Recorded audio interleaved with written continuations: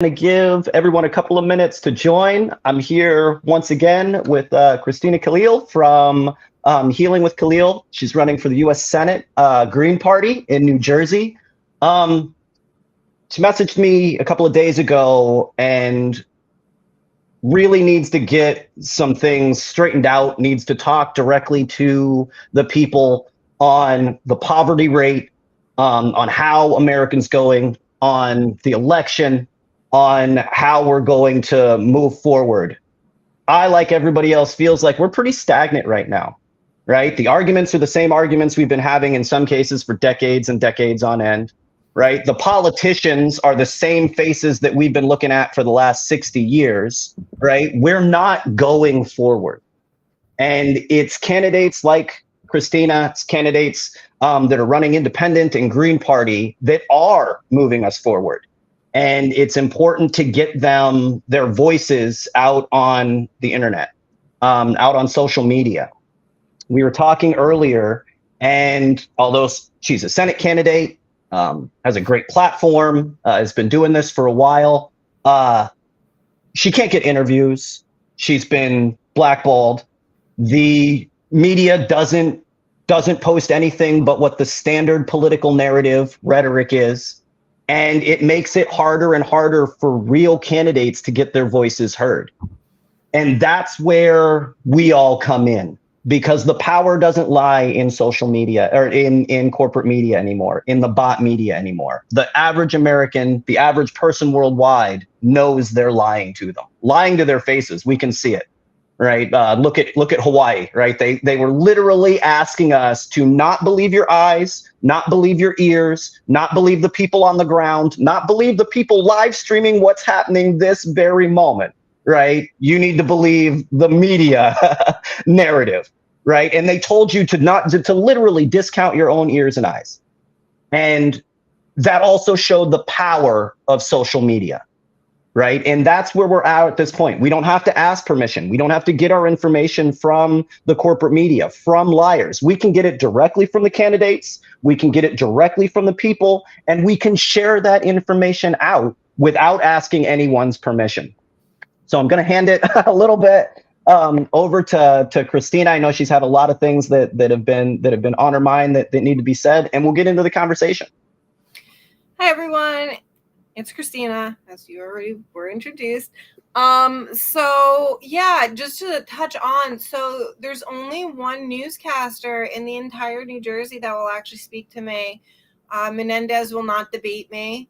And it's a concern because we can't actually have an actual democracy in the state of New Jersey because everything's established, and it's the corporate duopoly that runs the entire state. And both Republicans and Dems are in bed with each other. And it's really, so if anyone's looking to volunteer, feel free to reach out. But it's really a challenge to get the message out, because I did start as a Dem, and then when I did present my policies with Dems, they loved it, but then in turn said, no, we're going to support Menendez. We are not going to support the voters or your policies because Menendez is their friend and he comes first. And I don't really understand that, honestly. I tried to understand, but I don't understand, because it shouldn't be about friendship when it comes to millions of people's lives, because it's people that are struggling. And we also have, and we also saw how in New Jersey, actually, I don't even know where to begin. We see the rise in homelessness, less people have health insurance, less medical care, more people overdoses. Are still on the rise. They did say in New Jersey that the overdoses have decreased because of all the network programs and people in the communities helping. But I truly believe we could have dropped it much more if we had invested more properly, and we don't use these. If we do put federal funding into programs and really ending the war on drugs, we could save more lives. So I don't even know where to begin. There's a million things. I guess I'll start with housing, because in Garfield, New Jersey, it was brought up a couple weeks ago that the plan is to tear down the Boys and Girls Club, the Senior Center, and the Veterans Place, the Veterans Center. They want to put luxury apartments there. And the problem with that is all 3 centers get used at a full capacity, and families really rely on these programs, especially for after school, and the town will not be implementing replacement programs to help with the kids after school or before school or any of that. But I know this is not just happening in Jersey. This is happening across the country, where this country is becoming more child unfriendly, and we are putting more profit, more money, and more investments into these horrible pilot programs, into these luxury apartments. And homelessness is on the rise. People can't afford a place to live. But we have about, just houses alone, we currently have 1,514,235 houses for sale. We don't have a housing problem. We've got a greed problem. Yes. And a lack of good ideas. I know in Tacoma, there was I want to say 48 unit low income housing apartments. They kicked everybody out, bulldozed the house to the apartments to make a parking lot for the hospital. And what they didn't do is, move people to better accommodations, newer housing, any of it. They may just kick them out to make a parking lot. Mm-hmm. And it's the same story over and over and over with homelessness specifically. I want to quote. We've proven we have the fix here, right? The key to homelessness is getting people in homes. And it's not a thing that we can't afford it. We spend, $300 billion to send to Ukraine. We can argue all day on whether you support sending it to Ukraine or not. But the bottom line is that we obviously do have money to fix things here at home. We really do. And houses should not be that expensive, especially now that we're still building houses. We're still building apartments. And the number I just read, the 1 million houses, that was just houses alone. That's not apartments. There's millions of apartments available, and we don't need to keep building these luxury apartments. But a quote from property developer and CEO Tim Gurner, he said, quote, "We need to see unemployment rise. Unemployment has to jump 40-50% in my view. We need to see pain in the economy. We need to remind people that they work for the employer, not the other way around," quote, end quote. Well, the United Autos Workers Union is going on strike today, so we're about to find out whether the power lies with the employer or the worker, aren't we? So proud. Look, I am so proud of everyone going on strike. 10 o'clock tonight. If they do not meet the workers' demands, the big three are going on strike, and we'll see who has the power if that's how you want to play it. But because I'm sorry to cut you off. Without these corporations wouldn't exist. That CEO developer, he's not the one. He doesn't know how to build a house. He can't build a house. He has to hire people to build these houses, to develop the property. He doesn't know how to manage money. He has to hire a bank accountant to handle his money. He can't do anything on his own except run his mouth. Oh, look, when you're a CEO, they don't even answer their own phones. Like, these are not the best of the best, yeah. Right? They can't really do any of it. But we've erased a market that was the affordable home, which is where most Americans bought their houses, right? You got out of the military, your work, whatever, right? And you could buy an $80,000, $90,000, $120,000 home, and a family could raise a family in a home. They could afford it. Right now, if you want to get in a 3-bedroom home, right, it's $1 million, right? 500,000, and it's just not a reality. Now, that's separate.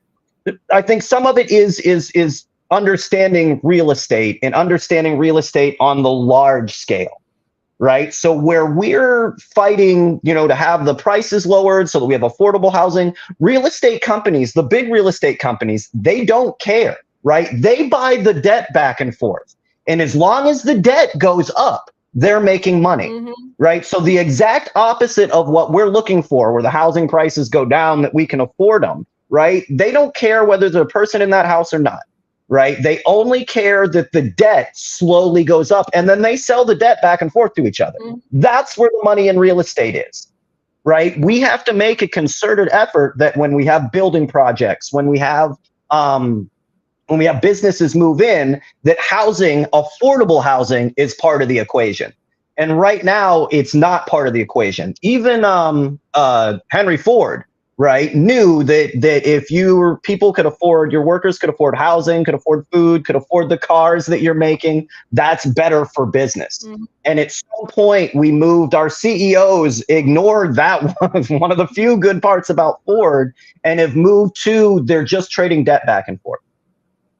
Right, what you make isn't important. What the business is worth isn't important. Right, as you see in AMC and its hedge funds slowly destroy American businesses, they're only interested in the debt. They don't care about the company. Yeah, and it's really sad because it's the regular people that are hurt every day, but not it.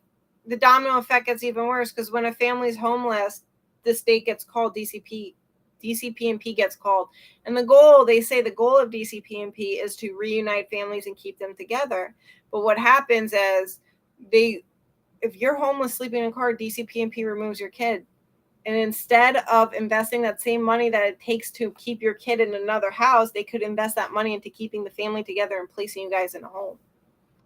For our brothers and sisters that are doing the Food Not Bombs in Austin, Texas, right? So we've got a picture there. There's 5 cops. Basically, we figured it out, by that's the, 2 patrol cars, what their equipment cost, all of it, right? So the 5 cops that they had there, right, cost the city basically $1.5 million, right? To be in their hole, right? When you figure out, it's $100,000 to make your rolling urban assault vehicle, right? There's like the cost, the training and all of it, to arrest a guy handing out food to the homeless. Yeah. All you had to do was spend that 1.5 million on homes. And it boggles my mind that humanitarian is a criminal offense now. Being poor has always been criminal, right? That's been part of the game. And that's why one of the ways making being poor a criminal event is one of the ways that they've kept the poor fighting each other. Well, right. And that you immediately, anybody that is poor, right, you see somebody living in your car, they've already counted you as a criminal, right? You're working a full-time job, right? Well, you're loitering. You know what I mean? Like they'll already put you as a criminal, and that's kind of the point. Yeah, my friend's a veteran. He's my old neighbor. It happened 3 years ago. This is his 3rd year. He's still living in his car. He's on Social Security, and we just saw him the other day. We cannot find any place that will take that can accept his income because he has to make 3 times the rent. And there's even like at the 55 plus, he doesn't have any family. He doesn't have anybody to co-sign. His credit is obviously shot by now because it's been 3 years. He's living in his car, and he's just doing the best he can every single day. Well, and we had mild success. Look, being an activist is hard. It really is. Right. So we've had mild success. We've managed to pull it off 2 times where we had a very similar situation. That your friend's in, right? Veteran actually had a family, disabled veteran, had a family, working a full-time job and living in his minivan, right? And we did the unthinkable. We organized a little bit. We got some donations together and we bought them a 2-bedroom house. And oddly enough, that fixed the problem. Mm-hmm. Now, like, we're just regular people, right? That's why we have to get, right, people like Christina in office. So they're making policies, they're making programs that do exactly that. There's less than 10,000 homeless vets in America. You can't find me 10,000 homes? And we have over 1.5 million? And it's not that you can, as a normal person, right, I can walk into the bank with an X amount of dollars and say, show me your distressed properties. These are properties that the people have left. Nobody's paid on them. They don't want them on their books, right? And I can buy up entire lots of distressed property, right, for pennies on the dollar. And when you look at like when the banks went down in California, right? We organized this whole thing. They had all of this real estate crap. The American taxpayer bought all of those houses. And not a single politician said, well, I mean, 100 of them are going to the homeless, right? The American taxpayer just bought an apartment complex and those houses aren't going to the homeless? Well, and that makes me think about the bailout. And yes, H. Salas being homeless is so expensive. My heart breaks because every day I have to see people on the street, and then I can only give only so much money when I get paid because I have my own budget to live on. And then at some point I got to stop giving the money because I'm just like, I wish I had more to give. I wish I was able to help these people in more ways.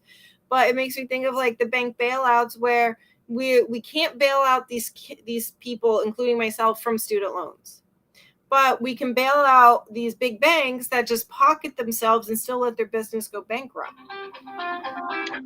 We can bail out banks. We can pay $250 billion a year to oil companies. We can send out almost $1 trillion for proxy wars. That's just not Ukraine, right? That's Syria. That's Somalia. That's we spend a couple billion a year to support genocide in Yemen, right? We got plenty. We got billions flying out our ass.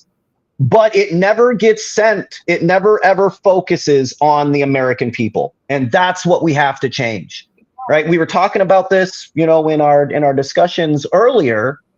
The way to beat the Republicans, the way to beat Trump or the kinds of Trump, is not through lawsuits, is not through all of the games and media bullshit and weird televised kangaroo courts. The way to beat the Republicans is to pass progressive legislation, to focus on the American people.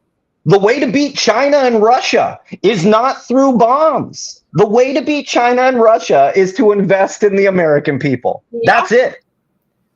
That's how you beat them. They're housing better, and watch, we would see if we just provided clean water, made sure everyone had access to food, housing, have their medical and mental health care for free, we would see such a reduction in suicide, a huge reduction in hospitalization, a huge reduction in even suicidal attempts and self-harm, a huge reduction in overdoses and drug use, and even a huge reduction in school shootings. We're creating. I mean, it's kind of everything is on the rise, right? And from last year, I mean, the poverty rate in children is through the roof. I think it's 2-3 times what it was a year ago. It's unbelievable. It's not. I guess unbelievable is the wrong word. Completely and utterly predictable. Yeah, I right. I felt like I saw this happening a mile away, and even our health care insurance, it's even worse before Obama passed Obamacare. In the state of Wisconsin, where my family lives, right? They already had Badger Care. Every Wisconsin citizen was already covered for insurance. And they undermined that for the ACA. And now it's a night. Most people can't afford to even get that. On top of it being a right to work state. So you've got very few workers' rights in Wisconsin. Right to work is one of those terms that the opposite of what it actually means. It should be called the right to fire. Yeah, and we really need more federal policies that actually protect workers, because you can't just get hired and fired for no reason. And I post it pretty regularly. I think you post it pretty regularly, right? You hear all of the Democrat puppets come out and say the words union support. But what they never do is codify union rights. Which is well within their power to do. It's not even in the conversation.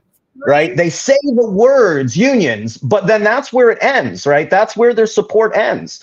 In 60 years, Joe Biden has never, not one time, stood in a picket line. No. Not one time in all of the issues that have came up in those 60 years, right?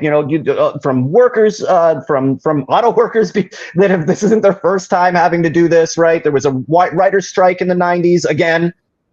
You can look through all of the different union moments that we've had.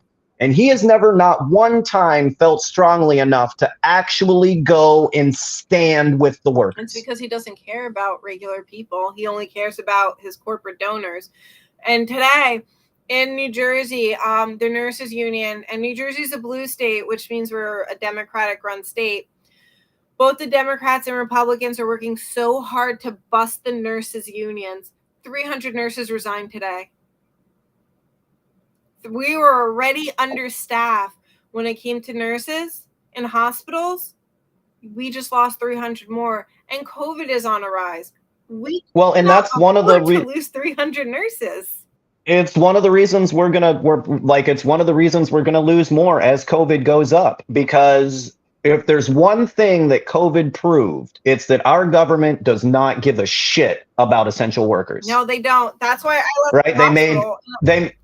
They made all of these things about essential workers and heroes and blah, but it ended its speeches, right? The PPE never came, the funding never came, all of the upgrades they were supposed to do to the hospitals never came to the schools, right? Remember, they were going to go and upgrade all of our schools' ventilation systems and all of that. We handed out billions, none of it happened. That money went right to the corporate donors.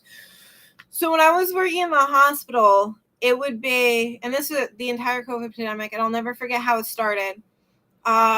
We were going through the motions and whatnot, and it was me, another nurse, and one other person. We had to reuse our PPE every single day. The people that would be coming in, they would have to see us, and only if the insurance approved them, then they would pass us. Then they would get tested for COVID. And then, yeah, I believe it. And management never cared. And we ran out. I remember when the stores ran out of cleaning supplies, I had to beg. The management didn't care. I had to beg people in my town, and thank God for the town that I live in. I had to go to the webpage. I'm like, please, does anyone have Lysol? I work at a hospital, and I can't even get my office clean. Does anyone have bleach? Does anyone have wipes? Does anyone have anything? Can somebody please help me? Give me some supplies. And people in the town had to come together to get me cleaning supplies so I can clean the office in between clients. I mean, we came in because they didn't care. They weren't cleaning the office between patients. And then it kept getting progressively worse. So the PPE was down. We had to hoard and hide things from other departments. It turned into a battle within the hospital. And then, oh gosh, we had to, I remember it was, we can only change our masks every single week. We had to hold the mask, one mask per week, one K95. It was the worst, some of the worst experiences. Then they started, it was all about the money. So they started doubling rooms. And then they were like, we don't want PCR, we want rapid test. And some of the doctors, we only have one doctor that, they don't listen to nurses or social workers. They don't listen to us at all. So we don't mean anything to them, to management. One doctor stood and said, you need to do PCR because that's that is the accurate test. Rapids are false positives or false negatives. You're going to get someone with a false negative, and then you're going to come back with a positive PCR. You can't do that. But they wanted to double the room. So they put in false negatives with negative people. And then when the PCR came back, we would get positives with negatives. They just started mixing people, COVID and not COVID. And even in the waiting room, there was no separation. People that would come into the hospital, they mix COVID and not COVID. And I was just like, I can't do this anymore because the value of human life has decreased. Like, you guys are, everyone's so money hungry. And the only things that they would give is like, oh my God, here's a pen. You guys are heroes. Yeah, you guys are heroes. Yeah, you guys are heroes. And I'm like, I don't want to be a hero. That's not how I want to do this. And it just want PPE. Yeah. That would be great. Just the real test. Like, I don't need an event, right? Just the actual help, which is why, like I said, you're going to see. We just got pens. And you're going to see nurses. You're going to see nurses leaving as the numbers of COVID goes up, because why would you stay? In some cases, it's a death sentence. They will literally let you die. That's literally what was happening, and it was when hospital and not many people want to talk about this. When hospital staff members died, it always hurt me, because like when you're in the hospital and you hear another staff member die, even if they're in another hospital in another state, you're just like, oh my gosh, like, I know how hard you worked and you died. you put their information on the news for political reasons, be like, this person was a hero. Then they would sweep their death under the rug and say, keep moving. There was no mourning period. There was no remembering this person. There was no human in there because the hospitals still needed to make their money. And it would. Well, we started printing off, like we bought, my entire garage was all 3D printers because, like what can you do to help? And they said, well, we need someone to start printing off PPE. And I had went and approached some people. We were going back and forth delivering water to Flint. And I looked down and there's all of these factory buildings that are brand new, right? They closed when the auto collapse happened, right?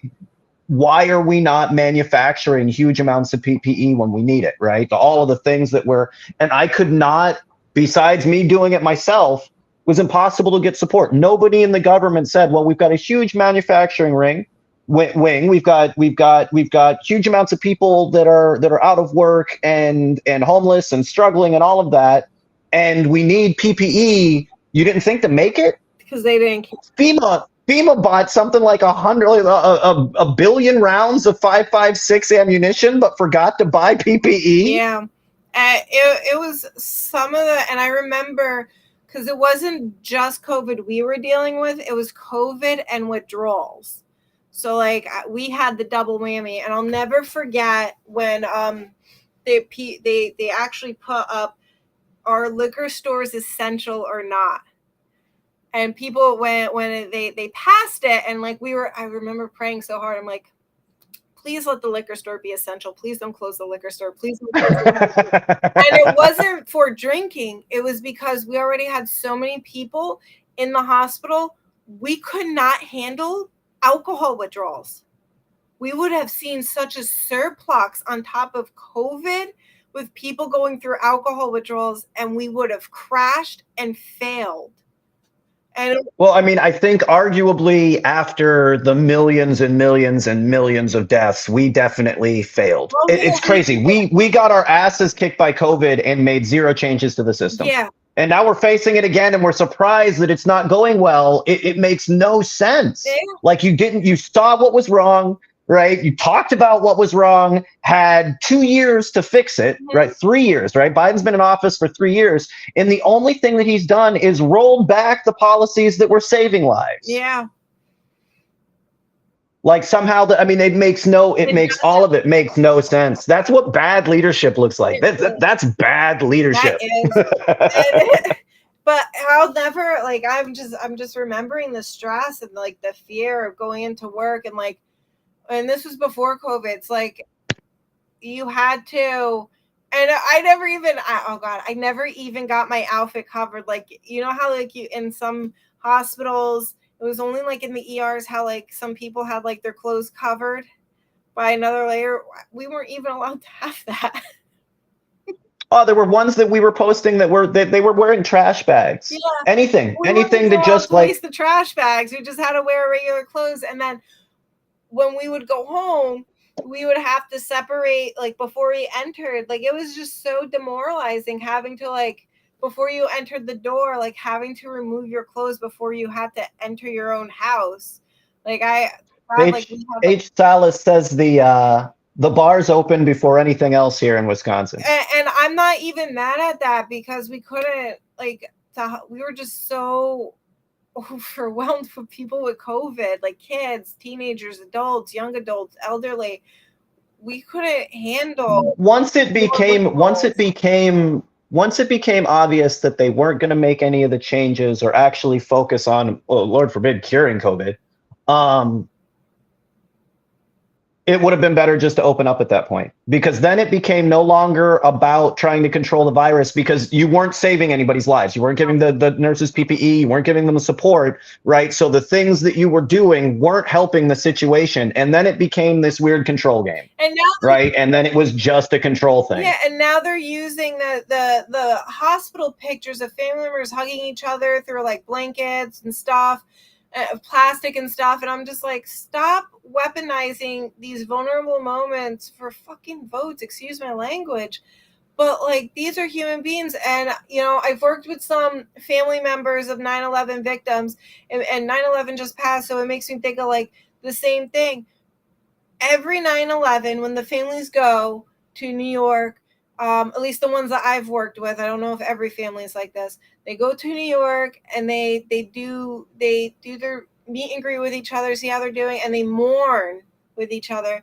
Then the politicians come in and make a speech about themselves on why they need votes.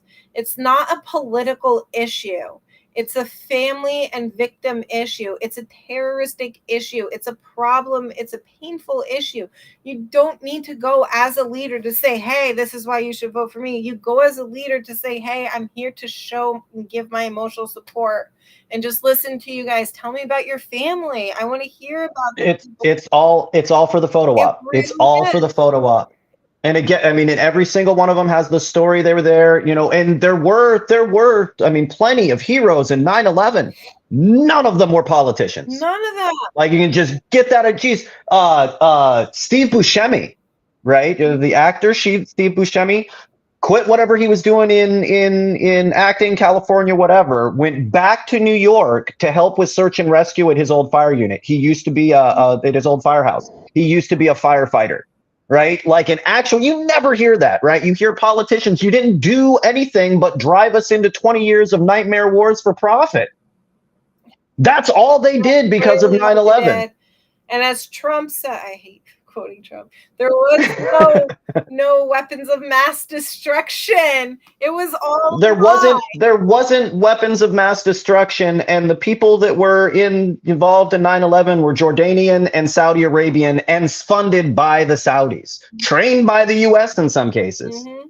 And they took a horrible terrorist attack and used it to throw us into wars for profit. That's it. That's the whole game. So every one of those assholes in a suit that voted for Iraq, Afghanistan, Syria, Somalia, right, over and over, right, have killed a 90% civilian kill rate for our drone strikes, right? That's what they did after 9/11. If you want to know about the heroes in 9/11, Jon Stewart, right? Jon Stewart pretty much quit The Daily Show, right, and focused his 100% of his efforts in fighting to get the first responders funding from Congress. Every single one of the people that's up there that just recently on 9/11 did all their speeches about how much they fucking care, right? They all waited 20 years to finally give aid to the first responders. Most of them were dead. There's only like 10 of them left. They waited. They literally waited. They looked at it and said, with the diseases that these people have, that the diseases that our heroes had, right? They don't have 10 years. So they just said, well, we won't pass it. We'll drag our feet and wait for them to die. That's the people that gave speeches on 9/11. People that are currently elected running this country, the same people that passed. We gotta get them out of office, Christina. We gotta get them out. They gotta go. Jon Stewart, my team and I have been trying to reach him. So hopefully bring him. I'd love to have him. I'd love to have you and him on a show together, right? And we can really dive into the I don't always have the right words. You got him jackassery. That is our current political system. He does like a punchline is always better than a punch, right? That was what made Carlin so powerful. That's what makes Jon Stewart so powerful, is that they can say something so absolutely cutting, so absolutely true, and because it ends in a punchline, it's so much more powerful. Mm-hmm. Right? It's so much more powerful. That's his art. My art is just debating with people. My art is just coming up with solutions to problems. It's not me having it like. So in my career, I'm the person, every boss, if they're like, every boss has said this, every supervisor, every coworker, everyone, Christina, if I need something done, or if I need you to go after a person when not physically, but like if I need to put a judge or someone in their place, someone that's like not acting right, like you're the person that I can ask. Like, if I know I need this done, you're the person that always gets it done. You don't ask questions because I already know I was already planning to do it. And they're just like, if you're always reliable, you can get it done. If I need someone somewhere, I know you'll always show up 30 minutes just waiting to make sure that whatever gets done, gets done. And it's so I can take that skill to that level. But that's my art, just to make sure. I've always been a woman of few words, but a woman with a lot of action. Well, and that's why they will do everything they can to keep from debating not just Greens, but progressives and all of it, because at most, they can tell you the things that they're gonna do after the election. It's always just about to happen. One more election, we swear we're gonna get it through. You can, whether it's marijuana legislation, whether it's Medicare for all, right, workers' rights, abortion rights, just one more vote, just a couple more donations, $10, right? And we promise we're gonna get it done. Where when they debate working class people, you have the list of the things that you have done. Yep. And when you're going against politicians that really have done nothing but been politicians, right, their entire lives, they have nothing to respond to. When I went into Kira, which is a very not so good rehabilitation center, but I went in there with understanding the environment I was going in, but I became the reliable person. I was able to, because our funding was very minimal, I was able to help these people. We did like a pizza day event. I went from pizzeria to pizzeria, got like almost 40 pizzas donated. And we were able to celebrate a week. I forgot what holiday weekend that was. I was able to go to ShopRite and get a grant pass, and I was able to get so many turkeys and hams, and we were able to made sure every person in that rehab had a good Thanksgiving dinner. When it came to Ramadan, I was able to get halal vouchers and everyone a Quran and everyone a prayer mat, making sure that they had their 5 times a day and had the timelines printed out for them every day so they could pray every day and get back into a routine. I was able to round up clothes for these guys because a lot of them came in with no clothes on their backs. Just the clothes that were on their backs, nothing else. I was able to round up toiletries for the women in the women house because a lot of them didn't have shampoos or conditioners. They just were dropped off with nothing else. And a lot of people that are in these situations, they don't have family or friends to rely on, because their family and friends are usually in a similar situation. So if they need help, because when they came here, they were told that they would get, basic toiletries, help with clothes, but it turns out they didn't get any of that stuff. I was able to also round up clothes because it turns out there is an issue for tall and big men on getting clothes. So I was able to round up clothes for the really tall and big men. And that. Well, and you'll have things, you want to go into a job interview, right? I'm not big like that, right? But my brother, my dad, my all of my brothers, they're all 6'3", 260 pounds, right? They're all big dudes. So, you realize that when you go into a job interview or whatever, in a lot of, like you said, in concession stops, they don't have clothes for guys that size. And you still are trying, you want to look nice, you want to look whatever, and you'll get like, you got an extra large t-shirt with a hole in it. Mm-hmm. Right. So not even for this, but for viewers that are watching and all of that, if you do, if you're a big and tall guy, if you're one of those guys, please donate your suits, donate your shirts, because there are people out there and all they need is that leg up. I will say it's what. Stress that enough. We really need donations, just like in general. Don't donate to. And it's gonna get a lot worse before it gets better. So what you're seeing now is, between the climate crisis, the inflation rate, our government is still hell bent on destroying the U.S. worker, right? To cull inflation. Underneath all of it, right? Yeah. What you're seeing with some of the inflation is that the child tax credit brought millions of people out of poverty, right? Bumped them up $1,000 at least. A lot of people, I'm sorry, what a lot of people, and I don't know if you know this too, with the CARES Act that they passed, a lot of landlords say, oh, well, I didn't get paid. I had to make up the money. That's why I raised the rent. A lot of landlords are lying. Oh, I was part of the program that helped people apply for these grants that landlords got their back rent from. So when I hear the same landlords, and I'm just like, I know you got that check. You confirmed you got that check. How are you saying at the same time that you got to kick this person out and raise their rent? Oh, it's part. If you allow businesses, that's why we have regulation. If you allow them to do it, they're going to do it, right? Who wouldn't? That's human nature. That's why we have right regulations That's that why keep we need people federal from. regulations, better federal leaders. Christina in the House, please, guys, vote for me. Donate. But to get back, you raised all of those people out of poverty, right? The economy got bigger, right? People, businesses expanded because families had more money to spend, right? All of the economy went with it. And then when you pulled the rug out from under them, right? The economy stays up there, but you took away all the reasons that it was going up. If they would have just kept the child tax credit, inflation would be a thing, but we would not be in the situation that we are now. And that comes from the Joe Bidens of the world, once again, choosing corporate profits and negotiating away our services, right? This is the standard Democratic game, right? They reluctantly fuck us over every single time. And it's because they're always willing, they have the choice to pick what they negotiate over, where these are things I am not going to budge on, and these are things that I'm willing to let go. And every time, child tax credit, it wasn't even a negotiation. He handed it out like right away. Mm-hmm. Like, hey, we'll give you this, right? And the Republicans were at the time where you're like, we didn't even ask for it. It was a real popular program that Trump put forward. We're fine with the tax credit. And then Trump's not the good guy, but he's, I hate to say it, he started a lot of things that Biden took away.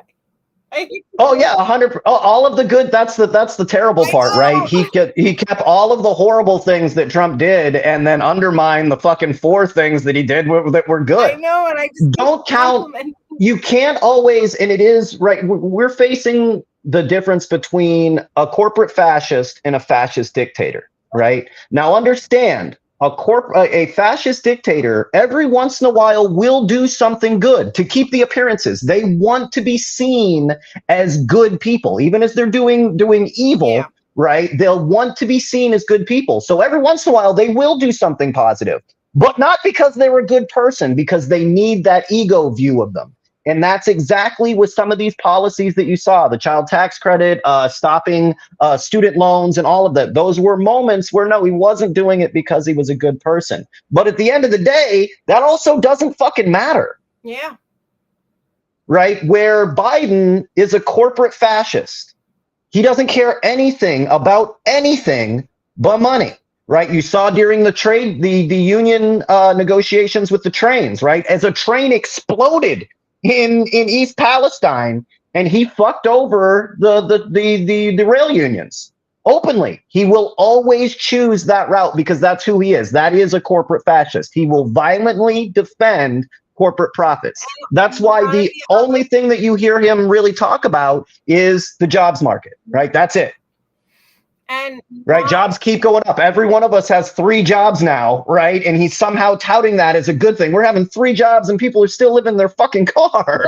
And he's counting that as a good thing. Is on the rise. Like the amount of people that I have to deal with that, and it is my job. I don't hate my job, but it's and I'm so thankful that these people trust me every day that I work with them. But it's just so heartbreaking because it's like this issue wouldn't exist if we just had basic needs met. And it's not handing it to people where it's like, oh, you just want everything from. No, people are working. Unless you have a disability that prevents you from work, then I don't want you working. I want you taken care of. Well, it would be different if some of these ideas, if some of these policies have not been tried and true, over and over and over around the world, right? When it comes to single payer healthcare, we are the last, right, modern nation without healthcare. The last one. Every single other modern country on the planet has managed to figure it out except for us. When it comes to housing and all of that stuff, other countries seem to be able to figure this out. Mm-hmm. And and what's happening because of that is it's unaffordable to be able to afford your premiums, your co-payments, your deductibles just for healthcare, Then if you have to get treatment, you have a percentage of that treatment to cover. It doesn't make any sense. But if you don't have health insurance, then you get penalized. If your kids don't have health insurance because you can't afford it, you might lose your kids. And it's just a vicious war. Now we see the difference in how they treat somebody that doesn't have insurance. You get thrown out the hospital, and we're seeing that on a rise. And if you do have state insurance, you get treated like complete fucking shit. And only if you have good commercial insurance do you get treated like maybe like a decent sort of like a human being. But if you're rich with that good health insurance, where they can really overcharge the health insurance, you're getting the human being treatment. Well, and that system, right? That death for profit game that they have going on, right? It undermines the incentive to cure diseases. Yeah. When they can say we can make money off of you one way or the other, whether you have insurance or not, they're still getting paid, right? They're gonna make money, more money than any of us can possibly imagine, right? If they can treat you for your entire life, right, and make that money your entire life, why would they cure a disease? Right? It's much more profitable. It's much more advantageous to treat you for the rest of your life. If you look, and you guys can look at some of our old videos and our old shows, in the beginning of COVID, it was for the cure, finding the cure, cure is all you heard everywhere. And I said at the time, the moment that the nomenclature changed to treating COVID, I said, next you're going to hear a long version, and I didn't know the name with, now it's long COVID, right? A long-term, lifelong disease will pop up, and we will have lost we would have lost the war with COVID. The moment that we changed from a cure to treatment was the time that we lost right there, because it became profitable to treat you for COVID for the rest of your life. Yep. And it doesn't matter if it continues to evolve to the point eventually they can't control it, right? They're not that smart. They don't think that far ahead. No, they like to be reactive and not proactive, and only if we're lucky that they care enough to be reactive. Some of them don't care. Joe Biden, right? Some of the, the Koch brother, this gets only one Koch brother left, right? The Kissingers of the world, right? They're 80, 90, 100 years old. You think they give a fuck what's going to happen in 2050? They don't care. They're not going to be here. They don't care, right? They don't care what's going to happen in 2030. They don't care at all. And they make decisions exactly like that. If you've got an 80-year-old, 90-year-old pharmaceutical executive, you think he gives a fuck that if everybody dies in 10 years? He's got a yacht right now. Yeah. I got a yacht and a private helicopter to take me to my other yacht. All the green gas emissions. Oh, I mean, don't even get me started. If I see one more bullshit climate activist flying on a private jet, I'm going to scream. I'm going to fucking scream. Right? John Kerry flies all over the world. He has put more carbon in the air flying his fucking private jet, right, than entire countries. Learn to fucking live stream. There is nowhere in the world that I can't go. Why are you pumping the air on a fucking private jet when you can just have a Zoom meeting? Does Zoom no longer work anymore? Like, I don't understand it. Like, there is nothing that any of these people are doing that they could not do the same way that we're doing right now. No. But they have to get on a private jet that literally is a flying luxury pollution machine, right? And then get in some sort of armored convoy of pollution machines to go and talk about the climate crisis. And this stuff drives me crazy. But I do want to just bring up one thing. We spoke about it earlier before, because it just literally drives me crazy. Kandula was 23 and was killed near her university by a police patrol car. I don't know if anyone heard the case. So a police officer hit her car and she flew like 40 feet or 100. How many feet? Very long, far away. She was very young, in her early 20s, and I think she's 26. 26, okay. She was very young, and the officer on hand, this has been driving me crazy for like 2 days already. The officer on hand was caught saying her life had no value, and he was laughing about her death and saying, write a check for $11,000. And he's the vice president of the police union. Yeah, the conflict of interest there. That's why a lot of people are calling for him to be fired and resign. He's the vice president of the police union. If this story wasn't being pushed by social media, the news would just be repeating the fucking standard narrative that they get from the police press office, or they wouldn't be covering it at all. This cop has something like 18 to 20, right? I don't know the exact number. I'd have to look it up real quick. 18 to 20, violent violations, right? That he's been written up and all that. He's cost the city something like $2 million. It's just insane that when you would be picking people for the police union, you would think you would pick the best of the best. No, they're like and not absolute scumbag. The worst. And this is where we've had plenty of conversations and debates and all of it. It isn't that there aren't good cops out there, right? But it's not a situation where we have a couple of bad apples in a good tree, right? We've got a couple of good apples in a completely and utterly rotten tree. And this cop is an example of exactly that. Yeah. Of exactly that. And it's not just in kind of what we were talking before, and I know we've talked about it, ad nauseum. The culture that people like that bring into the police departments. It's not just him that he cost them $2 million. The guys that trained underneath him, the guys that looked up to him, the guys that he put, to do their job, they absorb that. They look up to you. So when you look into it, I'm sure the guys that he helped train, their violent, interactions with people to the roof.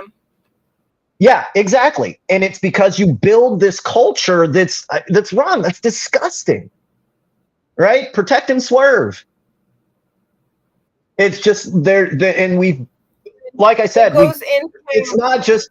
I sometimes, the defund the police, can we just have a limit though? Like, this is all the money you're getting, even if we're not even talking about defunding. Y'all ain't getting any more until you fix this. Yeah. And again, the Democrats had a perfect opportunity. They had the House, the Senate, and the presidency, right? And they didn't pass any real meaningful police reform. Oh no, instead they invested more. And Trump called it before he left. He said, don't believe the Democrats when they say defund the police. They're going to be giving the police more money.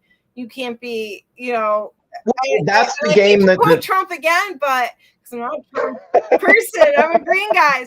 But it's like when the worst person is the most right.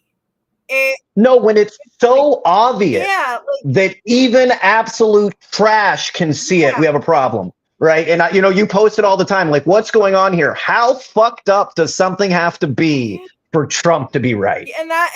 But he wasn't even, he was right about, that's the thing. He called out a lot of things. And that's what drives some of it crazy. Because it's like, you were the worst person and the most embarrassing president that has ever. We have to, in a real level, we have to connect. We have to unite outside of the system, because part of what we just described there is part of the media game.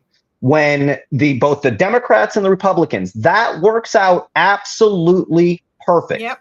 So the Democrats come out, the Republicans accuse them of being weak on crime, blah, blah, blah, blah, blah. So they make a big deal, right? Joe Biden's the tough on crime guy, right? They make a big deal to prove how tough on crime they are. And then when the Republicans take over, they say, oh, well, they didn't spend any money on the police. I'm the real police guy, right? And then they expand it even farther. And they keep playing that game, but underneath it, it's just the same people. It's the same funding. That is part of the game. Yeah. So I just want to also bring back and highlight a message where, people are just like, why don't people, they say the phrase, the people that don't seem to understand, why don't people just comply and listen to the police? And in all reality, I don't blame people for not complying and not listening to the police, because when I sent another training in New Jersey, officers in 2 trainings with all the police shootings from like car stops for taillights being out. In 2023, 2 weeks ago, this month, they were training officers on how to pull their guns out on car stops.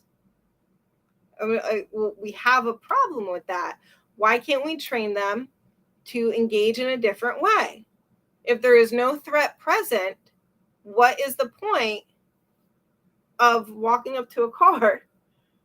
Well, and we have to cross the aisle with this, and I know like several times, and it's all fun and games. They always start with the people that you don't like. When the climate activists, right, that a officer like smashed into their the blockade that they came out with his guns out to draw down on a bunch of unarmed protesters at Burning Man, right? You remember that a couple of weeks ago? Like with that, that's the kind of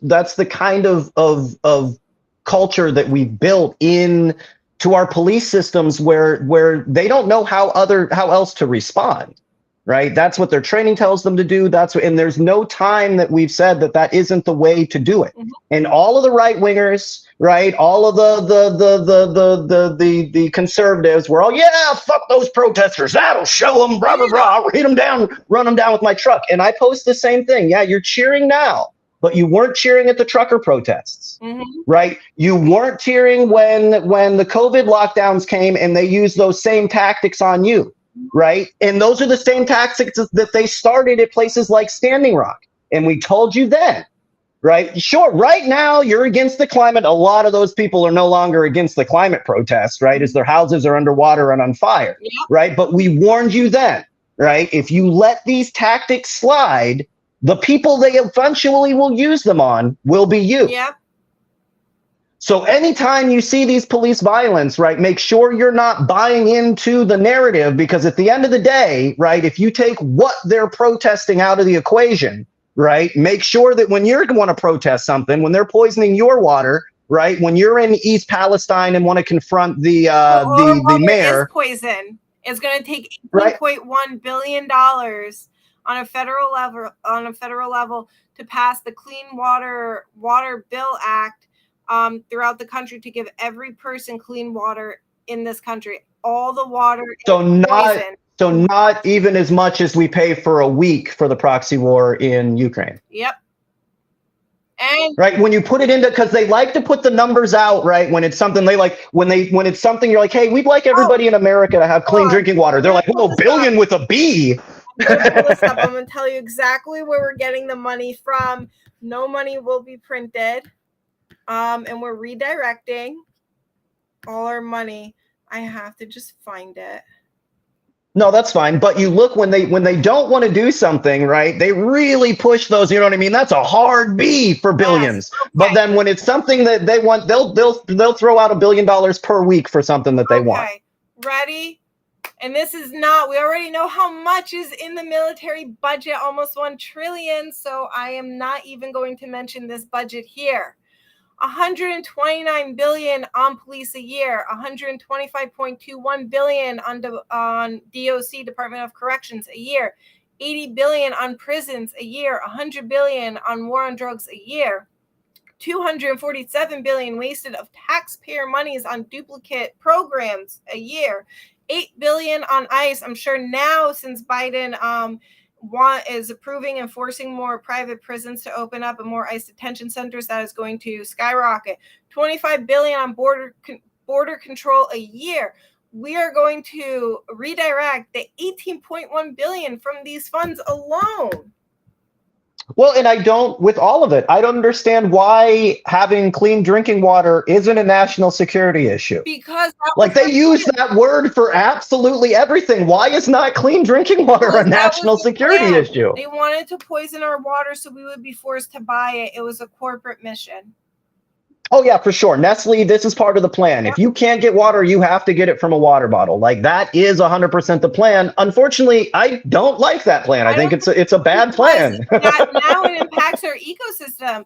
If you eat sushi or even if you're going fishing for fun or whatever, that food is in the entire sea ecosystem. If you eat, some people sea kelp, whatever. There's a plant in the water that people eat.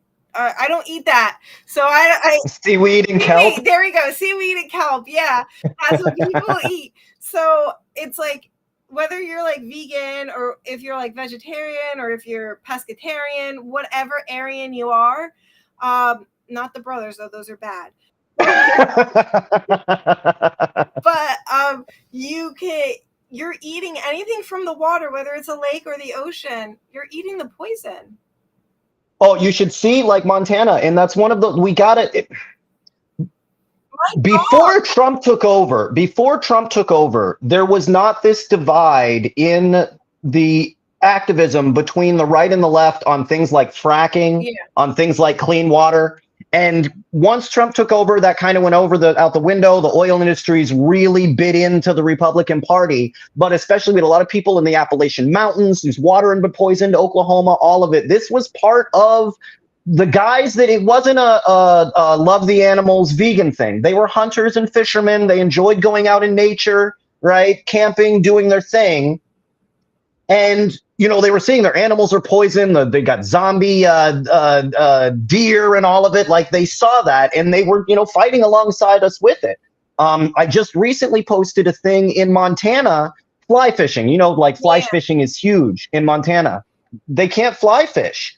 Right, the trout and all of the fish on there have got these weird lesions, and I mean it looks disgusting. They call it zombie trout, right? It's absolutely disgusting. It's because we've rolled back, regulations to the point of no return. We've let corporations run straight pipes into our water and didn't. I don't know how else that could have turned out, but bad. Yeah. Your worst enemies used to poison your water, right? That's kind of what Dave was talking about before, right? That should be a crime. Is poisoning our water. Yeah, but if Nestle asked you to do it, it's all right. That's a whole nother that's a whole nother level of evil. Even my dogs. So I have to go out in alkaline water. I only drink alkaline because disease cannot exist in alkaline. It goes through a special purification process. My dogs only drink alkaline. I will never, ever let them drink tap water. I will never let them drink regular water. This entire apartment hole, because we can't afford a house. Later on today, I've got a video from a school, an elementary school, and it literally is in all of the restrooms in an elementary school, in all of the restrooms next to the sink, it says high lead, high lead in the water. This water is for hand washing only. I would see, well, the moment I'm elected, the first thing I would do is make sure that Water Bill Act gets passed. And also in that bill, I'll send you the bill so you can read it and then you can share it with your followers. But in the bill, it also provides grants, which is in the packet, that households can apply for them. If you want your pipes changed, if you want to have clean water too in your household, you can apply for the grant. Everything is paid for and covered because the goal is to get everyone, even people on the reservations, they would have access to clean water. This is to provide every resident. You don't even have to be a citizen, a resident of this country to get access to the clean water and the whole citizen thing. Well, some of it we were just talking about, police budgets and all of that stuff. What kind of sociopath sees these things, sees Flint water, sees these issues in our world, and they think, oh, I need to hire 200,000 more cops. And not, I need to train 200,000 construction workers. I need to train 200,000 plumbers because we need to redo all of the pipes in America. I need to hire rail workers because we literally need to go through and check all of the rail lines in America.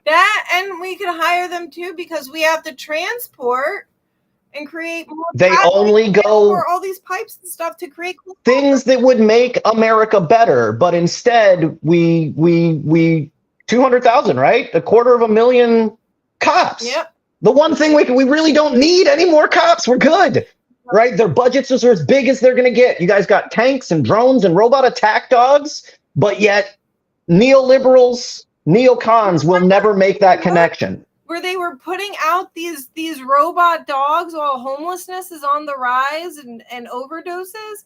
And this was like this year. And then after all the outcry, they're like, okay, we won't do it, guys. Well, the money that you put into these dogs, put into these freaking people.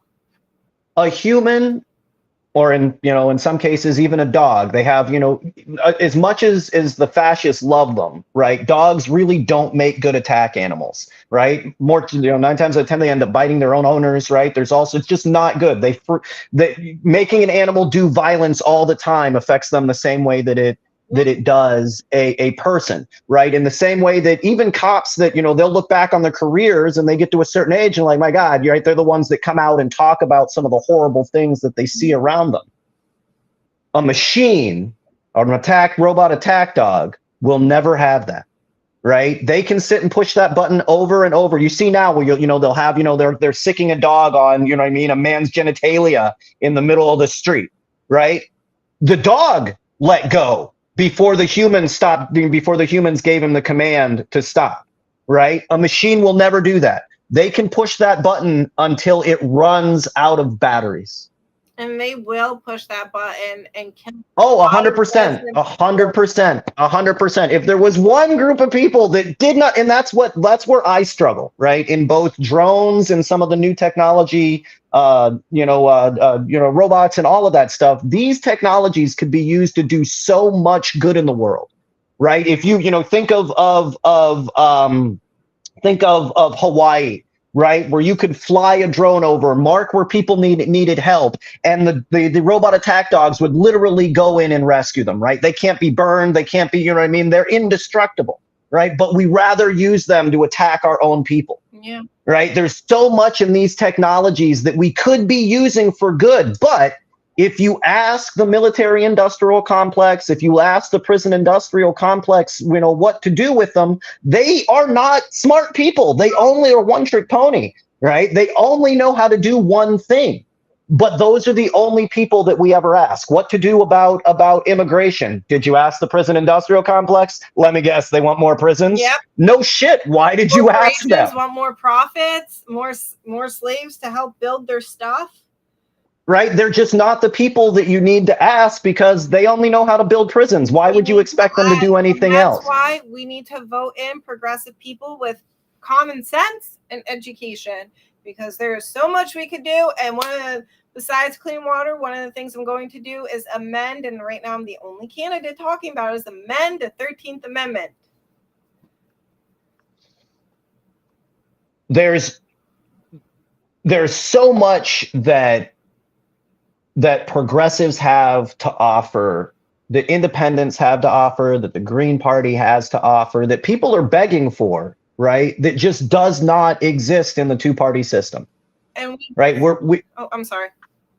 No, that's fine. We're gonna have to eventually come to the realization of that. I think most people do. Like, 40% of the population sits out of the vote completely. Yeah.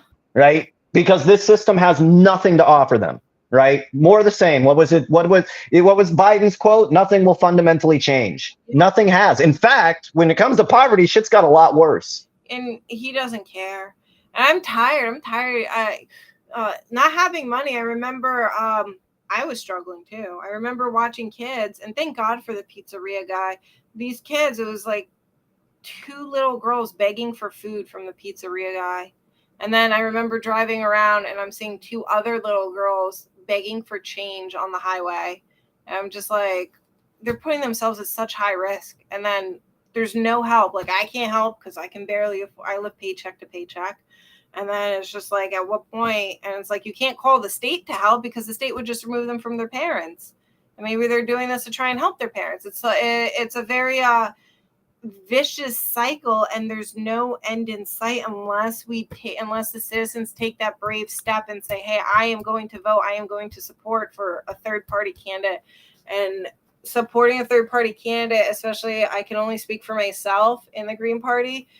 I'm not somebody that would let people down, and I make sure that things get done. And I will make a very big scene if I have to, so we can pass progressive policies, but things will get done with me. And there's been kind of some blowback in the way that both the Senate and the House, how people have acted, being very boisterous about their opinions, right? Taking hard stances on things that they believe in. But not presenting any bills, just talking. Well, yeah, but still in the debate, in the debate on the floor, I much prefer that. Even in the 90s, we got into this, right, where it's all automatic, right? Like everybody kind of nods along, right? They just kind of, whether uh, the policies really didn't matter, right? Everybody kind of sat quietly there and just agreed with the other side, and the American people got screwed over. I more like the English parliamentary style, right? Where you really, if you got a problem with something, if a sociopath is trying to undermine the child tax credit and throw millions of children into poverty, right? You make it known how unhappy you are about that, loudly, boisterously, right? Ad nauseum, every time you stand up, and I'm talking to that motherfucker right there, right? So like I do like that energy in the House, in the Senate. That's why I voted for a leader. I want them to actually fight for the things that they said, the policies that they were putting into place. And we need leaders that actually write bills and not just run their mouth to debate or call people out. And that's the other issue. Like, it's like one giant episode of Real Housewives of the United States of America, and everyone wants to cause drama, but nobody wants to present with the solution. Oh, the PR firms are killing it right now, right? Like our politicians, it does look like a show, but that's also what happens when you elect a reality star. Yep. And that's not particularly like new. JFK knew how to work the camera, right? As much as people hate to admit it, George Bush, right, was as good at working the camera as Obama. George Bush could look in the camera, and you all agreed that he was a complete moron, but you believed what he was saying. Yeah, and he's got good reflexes. Oh, he could dodge a shoe. Yeah. Right? But he could look into the camera and tell you there's definitely weapons of mass destruction, right? And you believe it, right? Obama was the exact same way. He could look into the camera and you would believe it, right? Drink of water in Flint, Michigan, and definitely the water is safe to drink, right? Keep us in war, Afghanistan. So he was great at working the camera, right? Trump is another person that was really great at it. He's lived his entire life on camera. Biden is terrible, right? His the team that does his makeup and wardrobe and all of that, they're great. His sign language translator is awesome, but he's horrible at it. Anytime he gets a chance, he rambles. He can't remember his stories. He lies straight up. It's bad. His age, and a part of me thinks, like, does he even have a choice to even step down? Because what they're doing to Feinstein, McConnell, at this point, it's like elder abuse. None of these people will. He's definitely he's kind of the worst of both ways. So being a lifelong gutless neoliberal, he believes in a lot of the things that they're telling him. On the same note, he's a perfect puppet. He's docile now. You can get him to go, and he'll get upset and fight for whatever you tell him to. And that really makes him, if you're looking for a puppet, he's not bad, as long as he never gets a chance to talk on his own. And it's even more sad because, like, his wife and kids, it's like, do you even care? Like, if I make no mistake, this is nothing new. Biden has always been a gaffe machine, right? He is always. This is not even his first presidency that he's managed to fuck up with lies, right? He's had to drop out of the presidency before. He earlier today he said that he was a professor at the University of Pennsylvania, which he definitely was not, but he said it, right? And that was actually that's why he had to step down in his first presidential run, because he got caught up in a bunch of lies, followed by an entire career of gaffes. Joe Biden was called a gaffe machine by his friends, right? That wasn't a title put onto him by people that hate him. That was what his friends called him. You pick an issue, and I will find you a clip of Biden being on the wrong side of history on it. Doesn't matter what the issue is, any issue at all. Wow. Yeah. He needs to go. He's not all there, and we need more sharp people. And the fact, like, they're creating a Trump versus Biden again, like, they just and then with Trump like put aside, right? underneath a little bit here, one of the reasons that the Republicans are kicking the Democrats' ass is the age difference. Not even like mental faculties, but they're literally 30 years younger than the people on our side. They literally have more energy. Like they're up at 5 o'clock talking shit, right? Bobert's up at 5 o'clock working out, right? Talking shit, or Marjorie Taylor Greene, right? Throwing weights around, right? She's doing her thing, and she's not done until 11 o'clock at night because she's 40 years younger than the people that she's up against. They are literally beating us because they have actual real person energy, just being that much younger. And Biden's starting to get him that. He's done in the day at 11 o'clock. Which means all of his, like, you know, Kareem runs his Facebook and all of his social media stuff. That's it. He comes out, reads the teleprompter, and runs off stage. That's the max he's got in him. It takes him hours to run over the speech that he's going to read off the teleprompter. Most world leaders don't even have a speech thing with them. They talk off the top of their head. Yeah. Biden's been in office for 60 years. You shouldn't need a speech at this point. Well, what's going on with it? His brain, he's so declined mentally. I think it's a couple. I also think that they're setting him up with some other things that are coming down as the perfect. If you presidential history, the connections, the connections between Biden and Reagan and how Biden has revered Reagan. It's his favorite politician, right? He's quoted Reagan more than anyone else. And Reagan was in a very similar situation, and they played the dementia card, and he got away with some real criminal activity.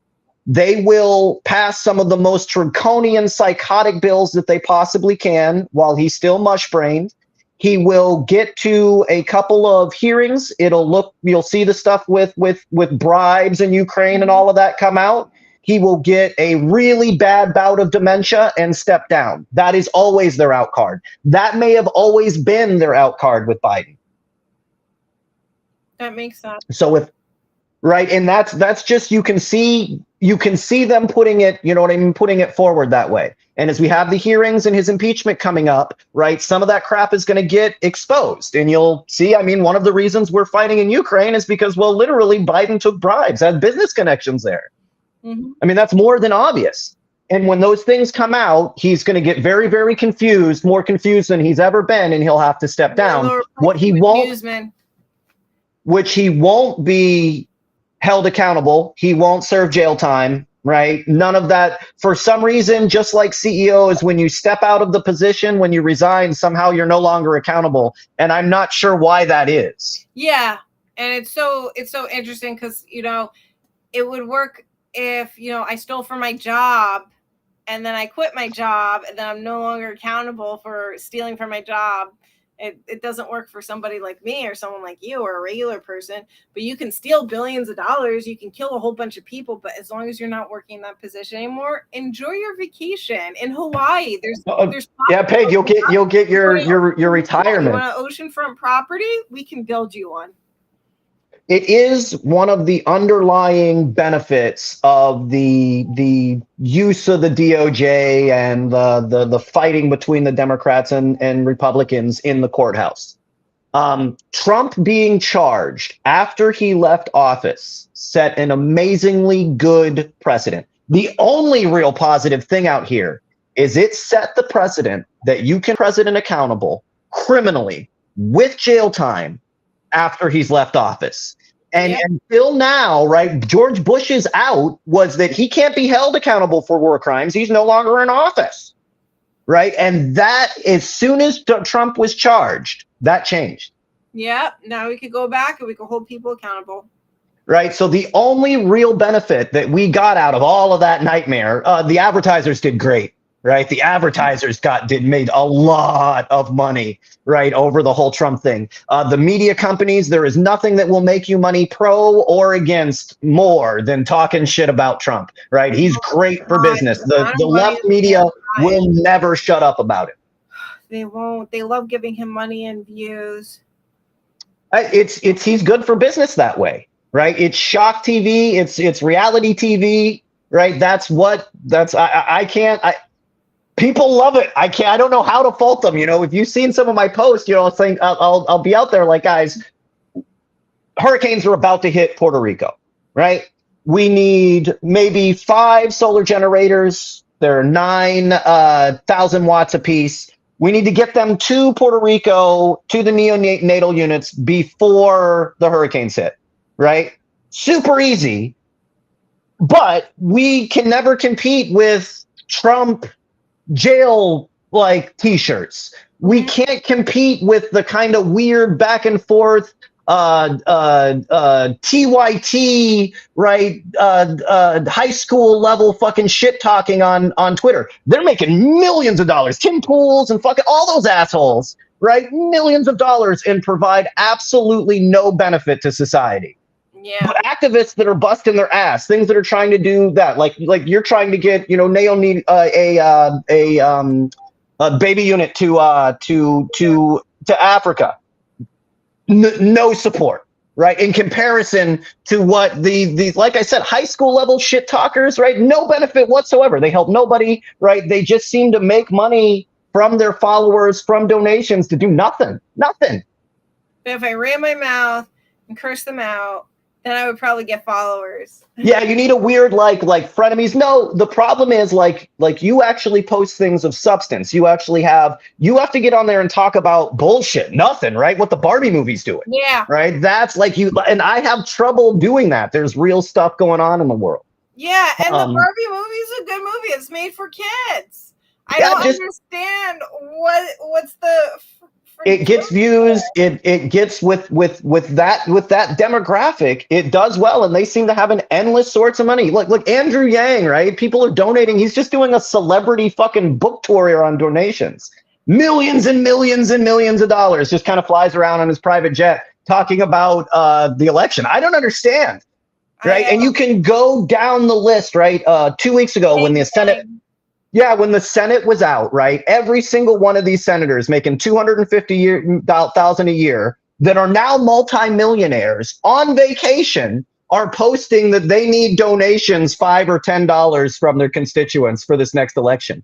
And they give it to them. Why are you giving a millionaire $10? That makes no sense. The last election, we donated $4 billion to the Democrats and Republicans. We donated $4 billion to a bunch of millionaires. Why? Yeah, and now they're complaining they don't get money or donations. You've never done anything with the money. They've done lots of stuff. They've bought yachts and houses and sports cars and private jets and investments. Right? Nancy Pelosi has a donation spot on her page. She's doing a tour right now on all of the media stuff for her new run for Senate, right? For her real old for that. She's too detached from reality. Detached from reality enough to be worth $500 million and be hitting people up for donations. Yeah. Why? And this is what they're addicted. We praise those hoarders, but the poor people that have hoarding problems, you want to shame them. Oh, you're allowed. I guess you're allowed to hoard money. I guess that's fine. That's the like one thing you're allowed to hoard money on. Mm-hmm. But I do have to get off because I have to go to bed. I have to wake up. You wanted to go what, like an hour? I think we went an hour and a half over. Make sure your website, if you want to give that out to everybody. I know we've got some. I don't think I can type. Can I type? Oh, Christina Khalil for New Jersey.com. It's private. Can I change? I don't think I can change it to public. I'll put it. If you put it down there, I will post it inside of the live stream here. And we normally restream at least once or twice on some other platforms, so I'll make sure to put it in there. Okay. But Christina Khalil for NewJersey.com. Please go and check that out. Yep. Please donate. Green Party. Share, donate, like, follow, spread the message, and hashtag Jon Stewart or add him to this because I need to talk to this man. He would love my platform. I think really the more people that we get united behind this, we were just talking about donations and all of that stuff.